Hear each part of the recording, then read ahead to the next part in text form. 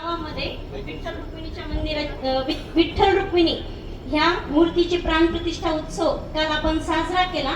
आणि उत्सव साजरा करत असताना एक जो आनंद असतो म्हणजे जे समाधान असतं खऱ्या अर्थाने की आपल्या हातून काहीतरी सत्कर्म घडतंय त्याची जाणीव आमच्या दोघांना देखील झाली. आणि पांडुरंग म्हणजे आपण ज्यांना हरी असं म्हणतो, हरी या शब्दाचा अर्थ काय? जो हर लेता है उसको हरी कहते हैं ना महाराज. जे आपले सर्व दुःख घेऊन टाकतात त्याला पांडुरंग म्हणतात. आणि बघा ह्या सर्व महाराष्ट्राचं विश्वाचं आणि ब्रह्मांडाचं जे काही आराध्य दैवत आहे आणि ह्या विश्वाचं चैतन्य जे आहे, चैतन्याचा गाभा जो आहे तो म्हणजे माझा पंढरीचा पांडुरंग आहे. आपल्या सर्वांच्या सुखाचं सुख जिथं आहे ते पंढरीचा पांडुरंग आहे. आणि बघा तुमच्या माझ्यासारख्या दगडांना सुद्धा जिथं पाझर फुटतो तो म्हणजे माझा पांडुरंग आहे. आणि तेच पांडुरंग आपल्या ब्रह्मवाकडीमध्ये आले. आणि मगाशी महाराजांनी आपल्याला सांगितलंय की तीर्थक्षेत्र में जाना नहीं है तो तीर्थक्षेत्र बनाना है. तर हे जे काही ब्रह्मवाकडी गाव आहे ते आपल्याला तीर्थक्षेत्र बनवायचे. जसं आपण पंढरपूरला जातो तसंच सर्व भक्त आपल्या गावामध्ये आले पाहिजे. आणि खरंच पांडुरंगाचरणी विनंती आहे की आपल्या गावाची देखील प्रगती ही खूप खूप व्हायला पाहिजे. आणि सगळ्या दृष्टीनं शैक्षणिक दृष्टीनं देखील, आर्थिक म्हणा. आणि ज्यावेळेस गाव आपण बघा आपल्या तालुक्यामध्ये बऱ्याच गावाचे उदाहरणं म्हणजे रवळगाव वगैरे आपण जर गाव घेतलं तर शैक्षणिक क्षेत्रात मुलांची बरीच प्रगती आहे त्या गावामध्ये. तसेच आपले देखील मुलं हे शिकले पाहिजे.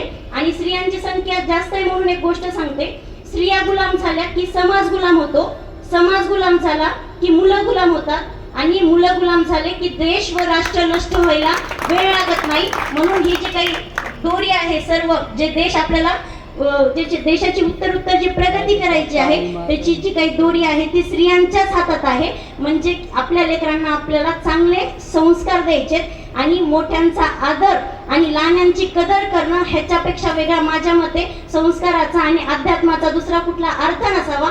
आणि ते आपण आज मुलांना देणं खूप गरजेचं आहे. महाराज आपल्याला सांगत होते आणि जे म्हणजे मी मिस केलंय तुमचं बरंच रामायण, पण 2 दिवस आपला सहवास लाभला आणि रामायण पण ऐकायला खूप छान वाटलं. नक्कीच नेक्स्ट टाइम मी पूर्ण रामायण ऐकल. आणि आज महाराज आपल्याला निरोप देणार आहेत. पण हे खूप म्हणजे आम्हाला तर सकाळपासून करमत नाही. हीच म्हणजे माझ्या मनात जी भावना आहे तीच तुमच्या प्रत्येकाच्या मनात आहे हे मला कळते, कारण माझा 2 दिवसाचा सहवास आहे आणि तुमचा खूप दिवसापासूनचा सहवास आहे. आणि महाराज जात आहेत पण महाराजांना मी देखील शब्द देते की तुम्ही मला जी मगाशी दक्षिणा मागितली ती नक्कीच माझ्याकडून पूर्ण करण्याचा प्रयत्न करेल. कारण सासरवाडीला ज्यावेळेस एखादी मुलगी जाते तर आपल्या माहेरचं कुणी जरी भेटलं म्हणजे सहज जरी म्हणलं की मी सेलूची आहे, मी ब्रह्मवाकडीची, किंवा माहेरचं कुणी जरी भेटलं तर एक आपुलकी वाटते. आणि माहेरची जर प्रगती होत असेल म्हणजे गावाची प्रगती होत असेल तर ही खूप मोठी गोष्ट आहे. आणि मुलांसाठी मुलांच्या शिक्षणाबाबत जे काही मदत लागेल ती नक्कीच माझ्याकडून मी होईल तितकी प्रयत्न करेल. आणि तुमची लेख म्हणून आणखीन एक विनंती करते की मतभेद असावेत काही हरकत नाही आणि मतभेदाशिवाय प्रगती देखील होत नाही, पण मनभेद ठेवू नका. आणि आपण जसं महापुरुषांच्या वाटण्या केल्या, प्रत्येक समाजामध्ये एक महापुरुष वाटून घेतले, तसं प्लीज मंदिराची आणि देवाची वाटणी करू नका.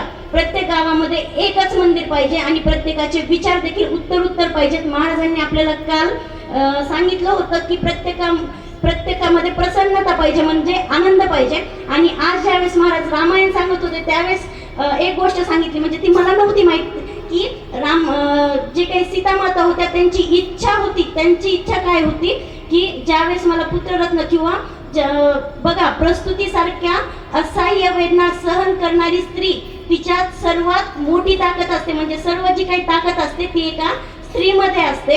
आणि महाराज सांगत होते की सीतामाताची इच्छा होती की त्यांचं वनामध्ये म्हणजे जे काही त्यांची मॅटर्निटी आहे ती तिथं व्हायला पाहिजे आणि त्यांची कधीतरी होणारी जी इच्छा आहे ती पूर्ण झाली म्हणून ते वनवास झाला. आणि तसंच आपली जी काही इच्छा असते तेच आपल्या कर्मामध्ये पडत असते. म्हणजे आपण कधीतरी विचार केलेला असतो आणि त्याच गोष्टी आपल्या सोबत घडत असतात. आपण असं म्हणतो की आज माझ्यासोबत हे घडतंय ते घडतंय, पण हे आपण कधीतरी मागं केलेला विचार असतो. आणि म्हणून विचारामध्ये सकारात्मकता असावी आणि तेच आपल्याला मंदिरातून घ्यायचंय. बघा पूर्वी आपले पूर्वज सांगतात की देवाची भूमिका ही अशी असायची. म्हणजे बरेच फोटो देखील असतात की डावा हात खाली आणि उजवा हात वर असतो. म्हणजे काय की ज्यावेळेस तू माझ्या भक्त ज्यावेळेस दर्शनाला येतात, ज्यावेळेस तू माझ्या दर्शनाला येशील त्यावेळेस तुझं सर्व दुःख मला दे, डाव्या हातामध्ये दे, आणि माझ्याकडून सगळी सकारात्मकता तुला घेऊन जा. ते देव उजव्या हाताने देत असतं, पण आपण काय करतो, इथं